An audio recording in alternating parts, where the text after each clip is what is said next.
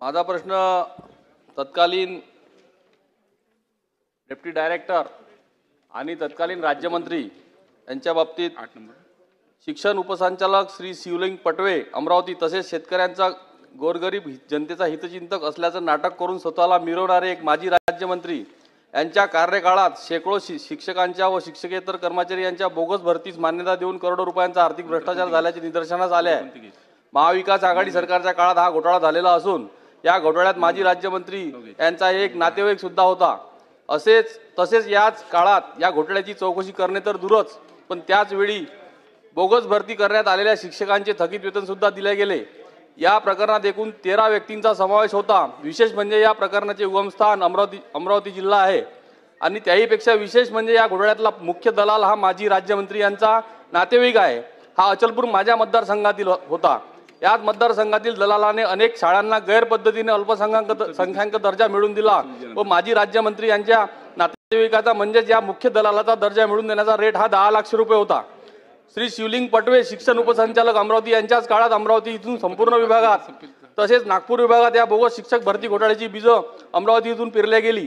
याबाबत कित्येक वृत्तपत्रामध्ये पुराव्यासह बातम्या अनेक पत्रकारांनी छापल्या, मात्र महाविकास आघाडी सरकारच्या काळात त्या माजी राज्यमंत्री व श्री शिवलिंग पटवे शिक्षण उपसंचालक यांच्यावर कोणतीही कारवाई करण्यात आली नाही। तरी माझी आपल्याला कळकळीची विनंती आहे की या प्रकरणाची SIT चौकशी करण्यात यावी, यातील दोषींवर कडक कारवाई करण्यात यावी व कोणत्या तुम्ही करणार आहात का आणि किती वेळात SIT ची स्थापना करणार आहात याचं उत्तर मला पाहिजे।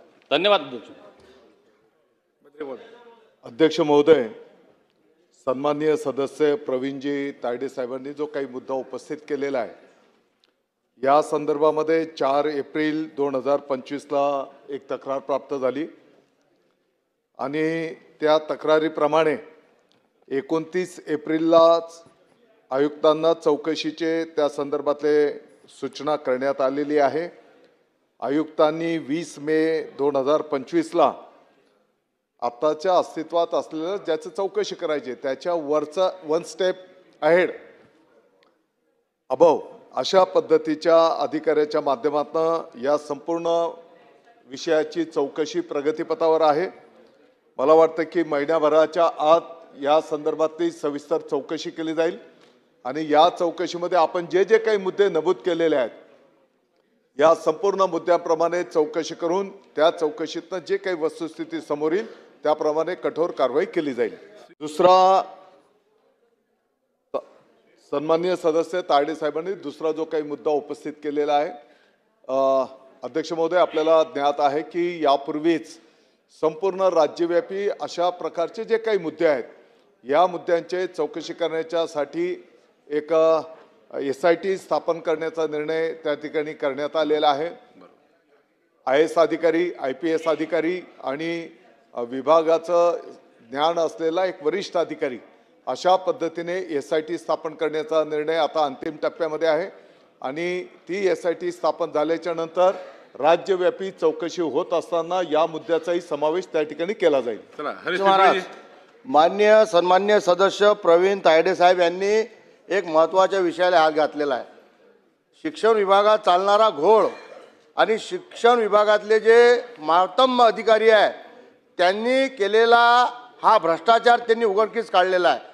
सन्मान्य मंत्री महोदयांनी सकारात्मक उत्तर दिलेले आहे, पण साहेब याच्यात सांगण्यात आलेलं आहे की शाळांना अल्पसंख्याक दर्जा मिळवून देतो आणि हा दर्जा मिळवून देण्यासाठी 10 लाख रुपये त्यांनी एक संस्थापासून घेतलेले आहे आणि यामध्ये एका माजी राज्यमंत्र्याचा नातलगांचा हात आहे असं सन्मान्य सदस्यांनी सांगितलं आहे। म्हणून माझा स्पेसिफिक प्रश्न आहे जे प्रवीण तायडे साहेबांनी उपस्थित केला, तुम्ही त्यांना छान उत्तर दिलं, पण असं जर झालं असेल तर या काळामध्ये जेवढ्याही अल्पसंख्याक शाळेचा दर्जा दिला असेल अशा संपूर्ण शाळेचा तो तपासून जर ते चुकीचं झालं असेल तर त्यांचा अल्पसंख्याक दर्जा आपण कमी करणार आहात का?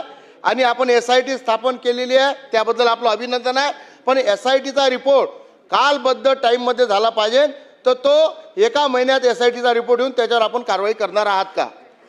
मंत्री महोदय, अध्यक्ष महोदय, सन्मान्य सदस्य पिंपळे साहेबांनी जो काही मुद्दा उपस्थित केलेला आहे, धार्मिक आणि भाषिक अल्पसंख्याक दर्जा प्रमाणपत्र देणं हे अल्पसंख्याक विभागाच्या माध्यमातून दिलं जात आहे आणि म्हणून या चौकशीमध्ये याही विषयाच्या संदर्भामध्ये अल्पसंख्याक विभागाला त्या ठिकाणी कळवलं जाईल आणि त्या विभागाच्या माध्यमातून जे काही चुकीचं प्रमाणपत्र जर देण्यात आलं असेल तर त्याची चौकशी त्या ठिकाणी केली जाईल. त्याच्यामध्ये निष्पन्न झाल्यास त्या संदर्भामध्ये पण कारवाई त्या ठिकाणी केली जाईल आणि SITला गठीत केल्याच्या नंतर, कारण तो राज्यव्यापी आपण त्याच्यामध्ये समावेश केलेला आहे आणि संपूर्ण राज्याची चौकशी साधारणतः 3 ते 4 महिन्यामध्ये पूर्ण करून त्या ठिकाणी त्याचा जे काही चौकशीमध्ये समोर येईल त्याप्रमाणे कारवाई त्या ठिकाणी केली जाईल.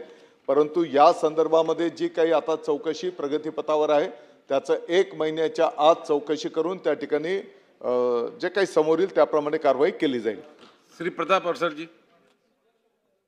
धन्यवाद अध्यक्ष महोदय. अत्यंत महत्त्वाचा आणि गंभीर आणि शैक्षणिक क्षेत्राच्या बाबतीतला असल्यामुळं हा एकूणच राज्यासाठी महत्त्वाचा विषय आहे. तो माननीय सदस्य प्रवीणजी तायडे यांनी उपस्थित केला आणि मंत्री महोदयांनी त्यांना सकारात्मक उत्तर दिलं. SITच्या बाबतीतलाच माझाही विषय होता की SIT आपली नागपूरचा एक विषय आला होता आणि मुंबईचा विषय आला होता. त्या संदर्भात SIT स्थापन करण्याबाबतची घोषणा आपल्या सभागृहात झाली आणि आता मंत्री महोदयांनी ते सांगितलं की संपूर्ण राज्याचीच एकंदरीत सर्वच विभागांची यामध्ये चौकशी होणार आहे. त्याबद्दल मी अभिनंदन करतो. परंतु अध्यक्ष महोदय, हा विषय एवढ्याच भ्रष्टाचारापुरता मर्यादित नाही आहे. यामध्ये मग त्या शाळांमध्ये असलेले किंवा कॉलेजेसमध्ये असलेले जे काही शिक्षक असतात त्यांच्या जे काही मान्यतेसाठी प्रस्ताव पाठवावे लागतात विविध मुदतीत, ते मुद्दाम न पाठवता मग त्यामधून काही मिळेल का, या पद्धतीची सगळी प्रॅक्टिस सुरू आहे. मुद्दामून विलंब करणे, त्यामुळे ज्या काही गोष्टी वेळेत करणं अपेक्षित आहे त्याकरता विहित वेळ दिलेला आहे.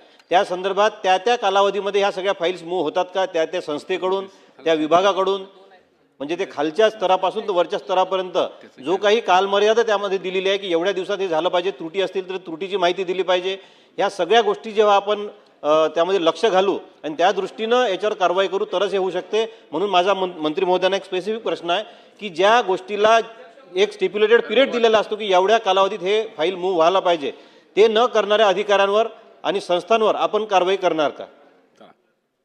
अध्यक्ष महोदय, सन्माननीय सदस्य अडसर साहेबांनी जो काही मुद्दा उपस्थित केलेला आहे, या चौकशीमध्ये जाणीवपूर्वक जर कोणी त्याच्यामध्ये दिरंगाई केली असेल, उशीर केला असेल तर त्याचाही समावेश त्या ठिकाणी केला जाईल आणि SITच्या माध्यमातून ज्या ज्या काही बाबी राज्यव्यापी समोर येतील त्या सर्व चौकशी करून त्या ठिकाणी कारवाई केली जाईल.